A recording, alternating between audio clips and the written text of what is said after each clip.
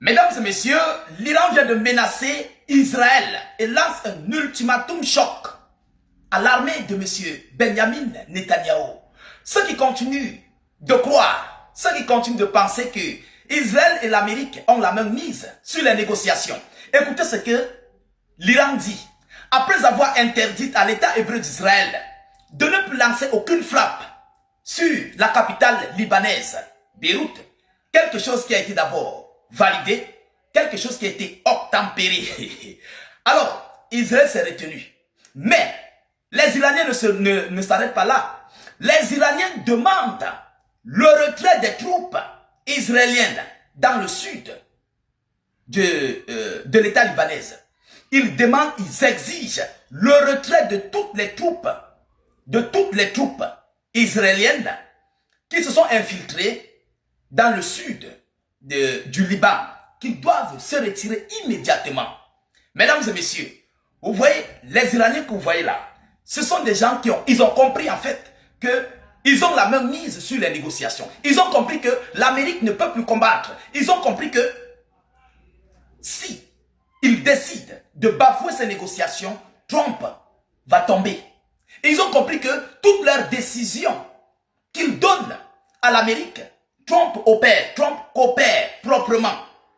Est-ce que vous comprenez? Trump coopère.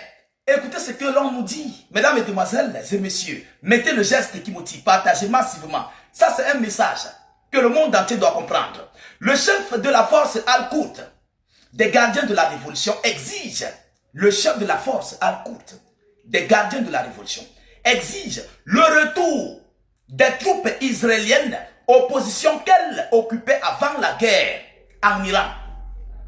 Donc avant le déclenchement de la guerre israélo-américaine contre l'Iran, il faut que ces troupes-là quittent et ils rentrent sur leur position.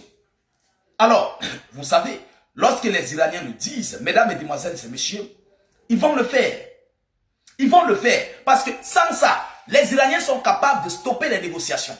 Ils sont capables et seront capables de dire à Donald Trump et Netanyahou, nous on n'avance plus avec les négociations et on stoppe tout.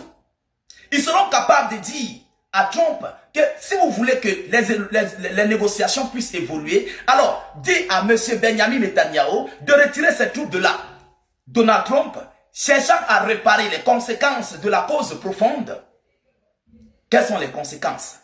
La fermeture du détroit d'Ormuz, c'est l'une des conséquences de la cause profonde, qui est le déclenchement de la guerre israélo-américaine contre l'Iran. Oui, la fermeture du détroit d'Ormuz est l'une des conséquences du déclenchement de cette guerre. Vous comprenez? Trump cherche à réparer ça, parce que le monde est plongé dans une crise énergétique. Ça, c'est primo. Trump cherche à réparer ses voisins, ses alliés du Golfe, qui ne parviennent plus à vendre du pétrole et du gaz. Il cherche à réparer ça. Et alors, il serait obligé d'obtempérer. Monsieur Donald Trump cherche automatiquement à ce qu'il puisse avoir un accord de paix. Parce qu'il est entré dans une guerre, qu'il a défié son congrès, il a défié le monde, il a défié les interdictions, même de ses renseignements. Alors, il faut réparer ça le plus vite que possible.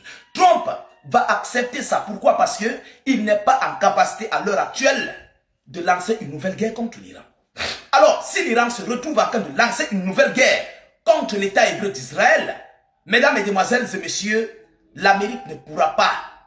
Tout ce qu'ils ont encore réservé comme munitions, ils vont le donner à Israël. Et ça va continuer d'affaiblir. Et l'Iran pourrait passer à la vitesse supérieure et frapper encore d'autres biens, d'autres infrastructures américaines dans les pays du Golfe. L'Iran pourrait encore déclencher une nouvelle guerre contre ses voisins. Frapper tout ce qui concerne l'Amérique. Ah oui, ils sont capables de le faire. Ils seront capables de le faire, mesdames et messieurs. Alors, ce monsieur dit quoi? Soutenir la résistance au Liban est le devoir de chacun d'entre nous. Et chasser Israël de la région est un objectif atteignable. Chasser Israël de la région est un objectif atteignable pour les musulmans. Écrit le général Ismaël Ghani, chef de la force Al-Quds, unité des gardiens de la révolution chargée des opérations extérieures des passes d'Aran. Chargé, on dit bien chargé. Vous comprenez? unité des gardiens de la révolution chargée des opérations extérieures des Pasdaran sur X. Il ne s'est pas arrêté là. Écoutez le message qu'il envoie. La revendication minimale de la résistance est le retrait du régime usurpateur et son retour aux positions qu'ils occupaient avant le début de la guerre contre l'Iran, ajoute-t-il. Est-ce que vous comprenez? Alors, en d'autres termes, moi, je finis par comprendre que le déclenchement de cette guerre israélo-américaine contre l'Iran ouvrait la boîte de Pandore à Israël de faire d'agrandir le grand Israël. C'est ce que moi j'ai compris dans ça. Mais Trump ne s'attendait pas aux multiples conséquences qu'il a subies. Les frappes sur ses multiples bases, la fermeture du détroit d'Ormuz et tout ce qui s'ensuit. Il ne s'attendait pas à ça. Sinon là, ils savent qu'en déclenchant cette guerre, nous, en frappant sur l'Iran, on va lancer notre combat sur le Hezbollah libanais pour qu'il puisse nous ouvrir la voie et agrandir Israël. Ils disent que non, nous allons mettre des zones grises, des zones tampons. Mais non, c'est l'agrandissement du grand Israël. Tout a été calculé, paramétré. C'est pourquoi vous voyez, Benjamin Netanyahu ne veut pas que ce conflit cesse. Il ne veut pas. Il n'a pas besoin de la fin de ce conflit. Parce que le Hezbollah libanais est encore là. Israël n'a même pas encore anéanti 10 000 soldats israéliens du Hezbollah libanais. Ils n'ont pas encore anéanti, depuis le déclenchement de cette guerre, 10 000 soldats du Hezbollah libanais. Vous vous rendez compte? Et le Hezbollah libanais compte combien de soldats? Plus de 150 000 à 200 soldats. Mesdames et messieurs, le Hezbollah libanais est encore là. Ils sont encore là. Et ils utilisent des armadas de combat puissants. Frappent en profondeur avec des drones à fibre optique. Ils frappent avec des roquettes dans le nord d'Israël. Ce n'est pas la rigolade. C'est la réalité, mesdames et messieurs. Les soldats israéliens tombent les uns après les autres, tous les jours. Je dis bien, tous les jours, il y a des blessés. Il y a un soldat, 2 soldats qui tombent. Et vous savez que lorsque Israël dit, ils ont perdu un soldat, faites ce chiffre, multiplié par 10. Vous allez comprendre la quantité de soldats qu'ils ont perdus. C'est comme ça. C'est ça l'impérialiste. Vous comprenez? Alors, nous attendons ce qui va se passer. Nous attendons les prochaines prises de décision par rapport à cette actualité très chaude et brûlante qui se passe du côté plus précisément du Proche et du Moyen-Orient. Continuez de rester aux aguets, mesdames et demoiselles et messieurs. Partagez la vidéoconférence parce que notre but, vous et moi, c'est d'informer le million de personnes. N'hésitez pas de vous abonner pour tous les nouveaux à la page.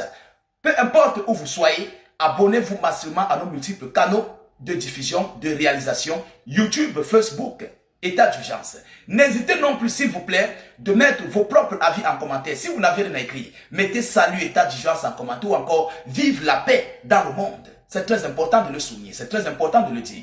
Je vous reviens tout à l'heure pour une prochaine série d'informations. Soyez encore salués, une fois de plus. Ciao, ciao.